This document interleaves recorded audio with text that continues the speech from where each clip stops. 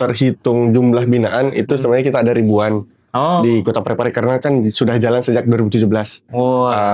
Kemudian untuk yang tahun kemarin karena kita hitungan terakhir itu ada sekitar 350 hingga 400 UKM yang menerima manfaat, baik itu dari pendampingan, pelatihan, legalitas, dan program-program lainnya seperti kemasan, seperti itu.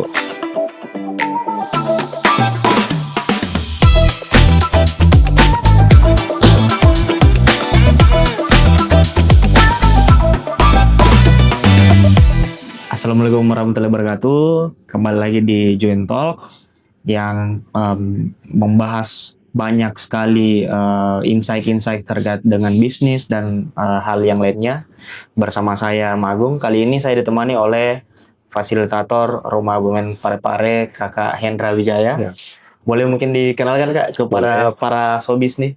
Baik, terima kasih. Nama saya Hendra Wijaya. Saya fasilitator Rumah BUMN Telkom, bertempat di Parepare.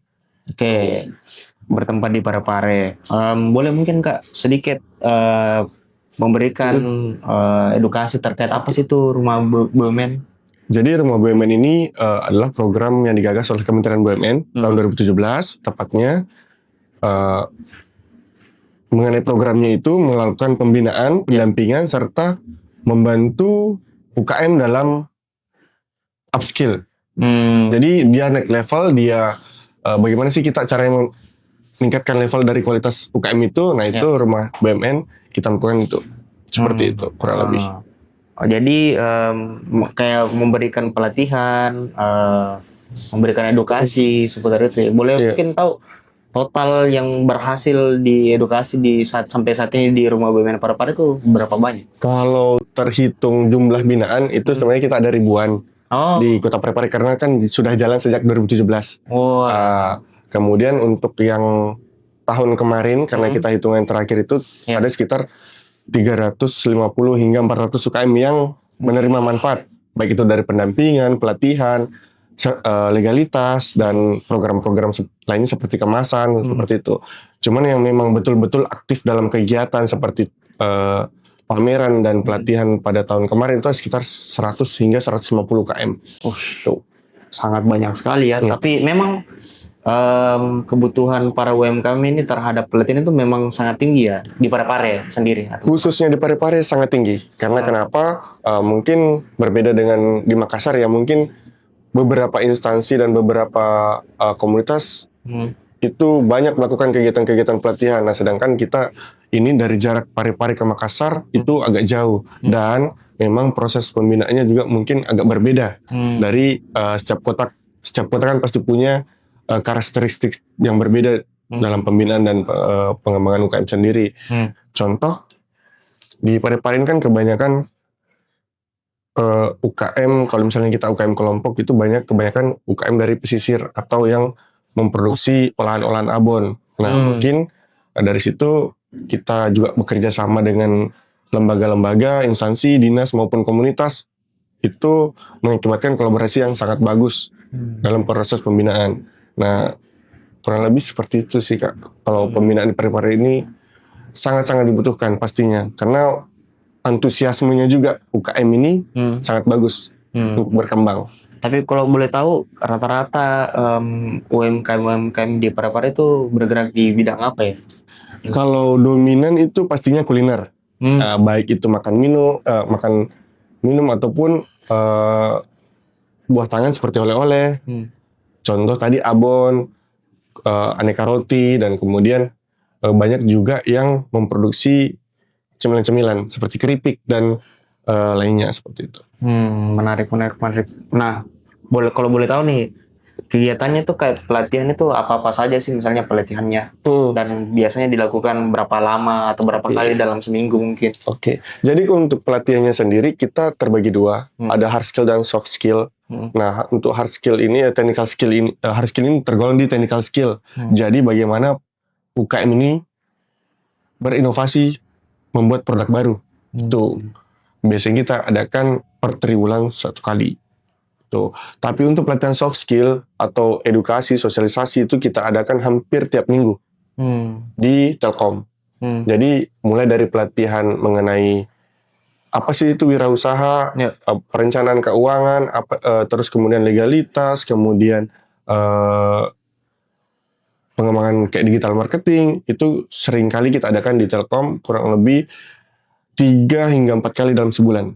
Wih. Dan itu free, gratis semuanya. Wih, keren, menarik sekali ya. Dan sampai saat ini masih banyak teman-teman UMKM Iya. yang masih ingin belajar lagi. Iya. Menarik. Nah, terkait tentang pelatihan dan segala macamnya.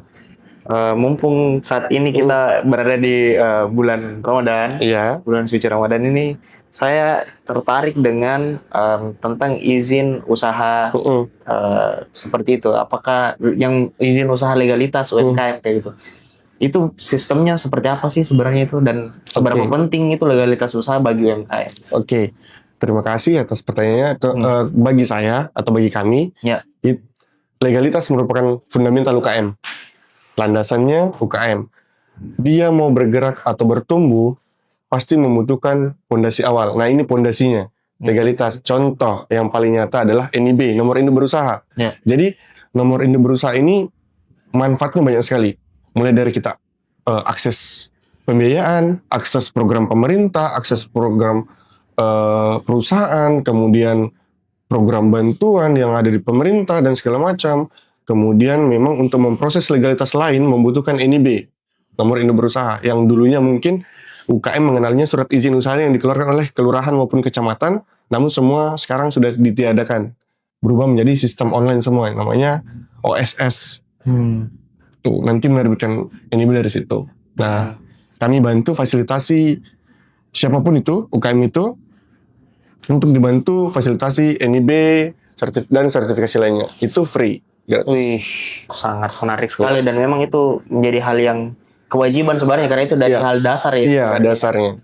Iya, menarik. Nah, terkait tentang itu, manfaatnya memiliki NIB itu apa sebenarnya?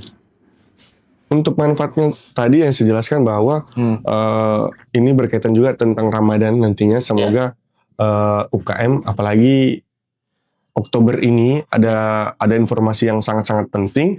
Nah, saya jelaskan pertama, NIB sangat penting dalam beberapa program seperti tadi yang saya ucapkan, mengakses program pemerintah maupun perusahaan, kemudian akses pembiayaan di perbankan maupun di lembaga keuangan lainnya.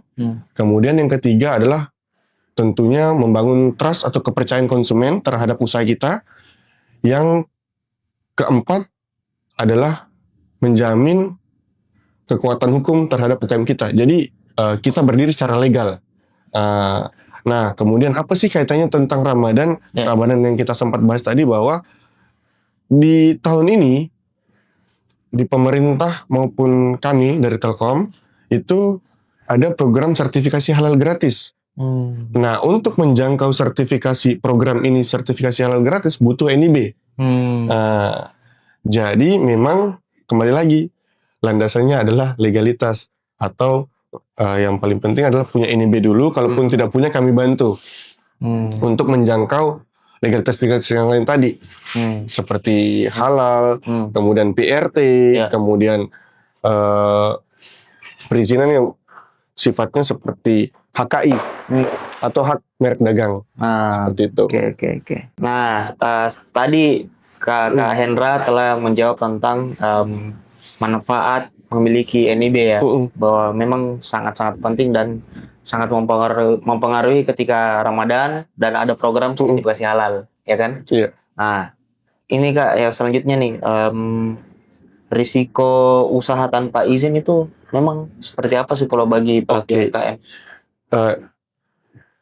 Untuk risikonya sendiri tentunya ada banyak macam, tapi yang saya tekankan adalah yang pertama, kita tidak bisa mengakses manfaat tadi, keempat manfaat tadi.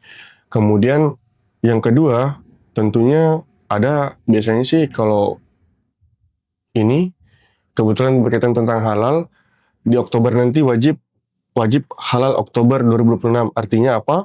Seluruh makanan yang beredar di seluruh Indonesia sudah wajib memiliki sertifikasi halal di Oktober tahun ini. Jadi mau tidak mau harus punya, wajib. Nah, tentu bakal ada sanksi bila tidak dipenuhi. Nah, jadi sanksi itu berupa sanksi administratif dan lain-lain, banyak. Kemudian kalau misalnya kita tidak punya perizinan, biasanya kita susah ikut event. Entah itu pameran yang diadakan oleh Pemda atau swasta, biasanya mereka membutuhkan NIB sebagai syarat registrasi. Seperti itu sih kurang lebih. Jadi memang sangat penting sekali tuh NIB ya, Iya. bagi pelaku UMKM gitu. Nah, terakhir nih Kak, bagaimana Kakak selaku fasilitator rumah BUMN itu dalam pendampingan legalitas usaha, bagaimana perannya? Oke, terima kasih. Untuk peran sendiri kami tidak langsung masuk ke legalitas. Jadi memang proses awal adalah, kalau kami menyebutnya proses perkenalan untuk meningkat emosional antara pendamping dan UKM sendiri. Jadi kita proses pendataan, identifikasi masalah dulu, masalahnya di mana. Nah, terus kemudian pertemuan kedua maupun ketiga baru kita membahas tentang legalitas. Seperti itu.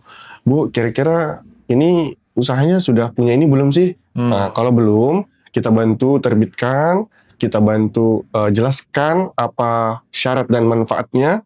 Jadi mereka tahu syarat dan manfaatnya, mereka juga akan enak untuk mengurus itu. Maksudnya lebih legowo dalam pengurusan legalitas tadi, ketimbang hanya diuruskan.